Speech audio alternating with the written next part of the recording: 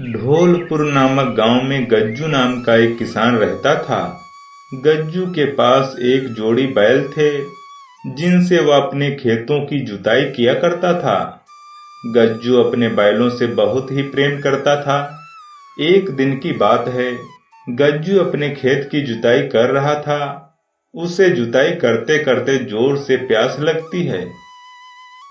ओह, आज तो बहुत ही कड़ी धूप हो रही है। अब हमसे और काम नहीं हो पाएगा। वैसे भी प्यास के कारण मेरा गला सूखा जा रहा है।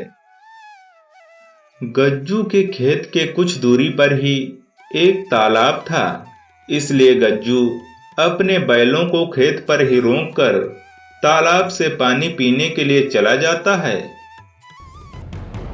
तभी उसके खेत पर एक भूत आ जाता है। वह भूत किसान के एक बैल को मारकर खाने लगा। वह भूत बैल को खा ही रहा था कि तभी गज्जू तालाब से पानी पीकर अपने खेत पर आ जाता है। अरे भूत, तेरा सत्यानाश हो जाए। तू मेरे बैल को खा गया है।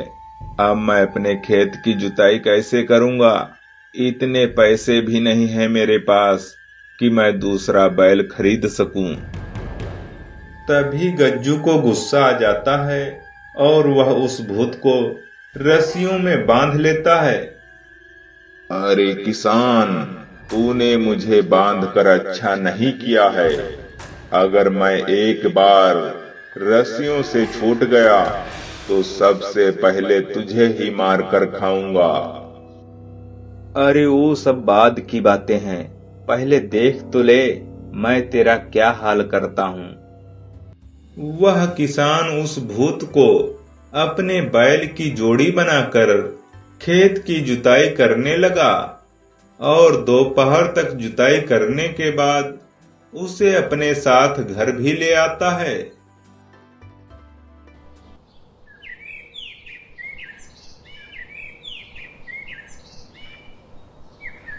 अब उस किसान को जब भी बाजार में अनाज बेचने के लिए जाना होता था, तो वह उस भूत के ऊपर बैलगाड़ी रखकर उसमें अनाज की बोरियां लादकर बाजार को ले जाता था और उस भूत को बैलगाड़ी खींचते हुए देखकर बाजार के सभी लोग आश्चर्य में पड़ जाते थे। अरे देखो देखो, ये किसान तो बहुत ही निडर इंसान है, जो बैलों की बजाय भूत से ही बैलगाड़ी खिंचवा रहा है। हाँ भैया, ये किसान तो बहुत ही बहादुर है। ये भूत पुनर्जन्म में जरूर इसका साथी रहा होगा और मरने के बाद भूत बन गया है, इसीलिए ये दोनों एक साथ रहते हैं। पर हमें तो इसे देखकर ही डर लग रहा है। इसी प्रकार वह किसान उस भूत को काम पर लगाए रहता था और शाम होने पर उसे खाना भी खिलाता था। अरे किसान, तू हमसे ढेर सारा काम करवाता है और बदले में हमें पेट भर भोजन भी नहीं देता है। यहाँ लाकर मुझे बहुत ही कमजोर कर दिया है। अगर कुछ दिन मैं यहाँ और रुका तो मेरी मौत हो जाएगी। अरे पहले ये तो सोच, तू खाता कितना है? अगर मैंने तुझे पेट भर खाना दिया तो मेरा 1 साल का अनाज 1 महीने में ही चुक जाएगा। धीरे धीरे रात होने लगी। किसान भूत को खाना देकर वहां से चुपचाप अपने घर चला जाता है और खुद ही खाना खा पीकर सो जाता है। किसान अपने घर में सो रहा था, तभी 2 चोर उसके घर में चोरी करने के लिए आ जाते हैं और किसान के घर में घुसकर सारे पैसे और गहने चुराकर उसके घर से बाहर जाने लगे। तभी किसान के घर से बाहर रस्सी से बंधा वह भूत उन चोरों को देख लेता है।